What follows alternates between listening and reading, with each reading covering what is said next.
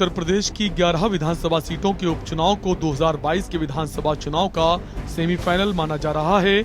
इसलिए सत्ताधारी बीजेपी से लेकर कांग्रेस, सपा और बीएसपी ने चुनावी मैदान में किस्मत आजमाई। उपचुनाव में सभी पार्टियों ने अपनी पूरी ताकत झोंक दी, क्योंकि ये चुनाव सत्ताधारी बीजेपी से ज्यादा विपक्ष के लिए अग्नि परीक्षा माना जा रहा है। प्रदेश में सहारनपुर की गंगोह, रामपुर जिले की रामपुर, अलीगढ़ की इगलास, लखनऊ की कैंट, कानपुर नगर की गोविंदनगर, चित्रकूट की मानिकपुर, प्रतापगढ़ की प्रतापगढ़, बाराबंकी की जैतपुर, अंबेडकर नगर की जलालपुर, बहराइच की बलहा और मऊ जिले की घोसी विधानसभा सीट पर उपचुनाव हुए हैं। राज्य की जिन 11 विधानसभा सीटों पर उपचुनाव हुए, इनमें से 8 पर बीजेपी और एक पर समाजवादी पार्टी, बहुजन समाज पार्टी और अपना दल के विधायक जीते थे। वहीं 2019 के चुनाव से पहले लोकसभा की 3 सीटों पर हुए उपचुनावों में जब बीजेपी को हार मिली थी, तब योगी आदित्यनाथ पर सवाल खड़े किए गए थे।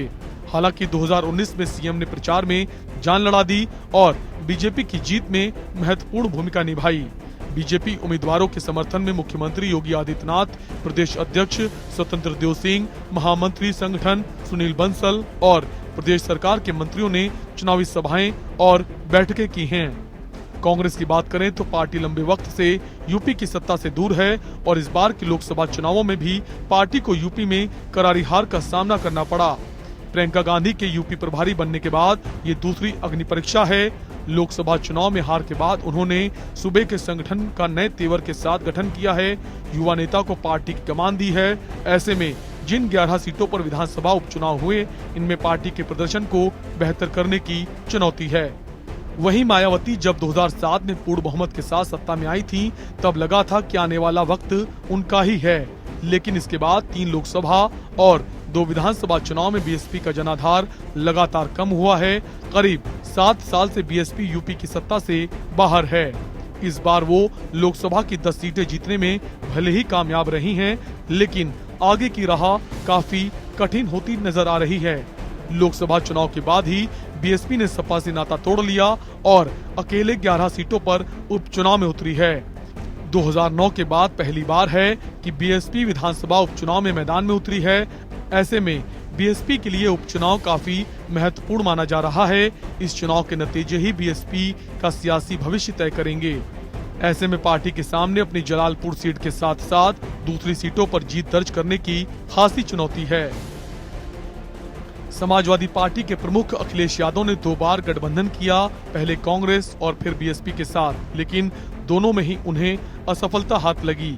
यही वजह है कि समाजवादी पार्टी मौजूदा समय में काफी संकट के दौर से गुजर रही है। सपा का वोट प्रतिशत लगातार घटने के साथ साथ लोकसभा चुनाव में पार्टी ने परिवार की कई सीटें गंवा दी। मुलायम सिंह यादव की सेहत पहले जैसी नहीं है। यही वजह है कि अखिलेश के सामने सपा के वजूद को बचाए रखने की बड़ी चुनौती है। सूबे की 11 सीटों पर हो रहे उपचुनाव सपा के लिए काफी महत्वपूर्ण माने जा रहे हैं। इनमें रामपुर सीट को बचाने के साथ साथ दूसरी सीटों पर जीत दर्ज कर अपनी खोई हुई सियासत को वापस लाने का भारी संकट है। देखा जाए तो उपचुनाव में स्थानीय मुद्दे हावी होते हैं। उपचुनाव में कोई एक तरह की हवा नहीं चलती है, क्योंकि कोई सरकार बनाने के लिए वोट नहीं करता है। ऐसे में उम्मीदवार का अपना व्यक्तित्व और निजी संबंध बहुत काम आते हैं। लेकिन पिछले कुछ चुनावों में मोदी मैजिक ने सभी समीकरण बदल दिए हैं। ऐसे में सभी को 24 अक्टूबर यानी चुनावी नतीजों के दिन का इंतजार करना पड़ेगा, जो ये बताएगा कि देश और प्रदेश में मोदी फैक्टर इस बार कितना चल पाया। Bureau report.